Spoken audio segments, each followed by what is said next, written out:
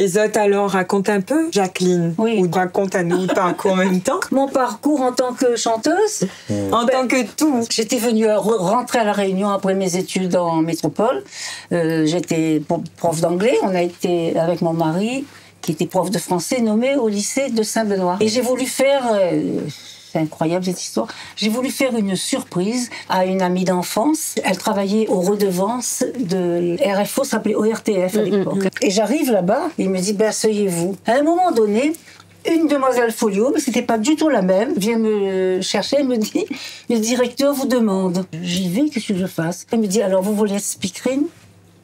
Je dis, pardon? Ah, vous n'êtes pas venu pour le casting? Ah, je dis non. Il me dit, est-ce que vous pourriez pas me dépanner une semaine ou 15 jours le temps que je trouve quelqu'un? Tu parles, connais, moi c'est un monde millier, pas dire non. Il m'a dit oui. On avait une chaîne à l'époque et on a commencé comme ça. Et je présentais les émissions pour les enfants. À Noël, par exemple, on leur parlait de la neige, du sapin. Et là, j'ai commencé à composer des chansons pour que les émissions de Noël ne soient plus la neige. C'était les flamboyants. C'est vraiment le hasard qui a fait que t'en arrives Le là. hasard, je n'ai jamais cherché. Ça t'est tombé dessus. C'est le destin, c'est un talent, c'est une bénédiction. Mais comme ça.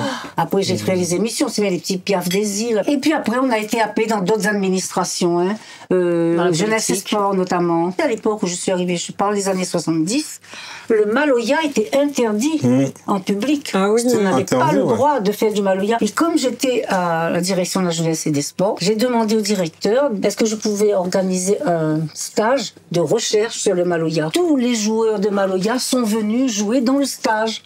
Et qu'est-ce qu'on a fait? On a fait un film.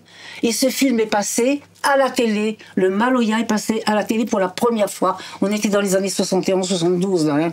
Il y a longtemps. Le 14 juillet suivant, le préfet a demandé à ce que le maloya soit dansé et chanté dans les jardins de la préfecture. Ouais. Ça a fait un bug incroyable. Beaucoup de gens avaient filmé. Les gens ont commencé à dire et pourquoi pas nous, et pourquoi pas nous, et pourquoi pas nous. Et le maloya est revenu comme ça. C'était formidable.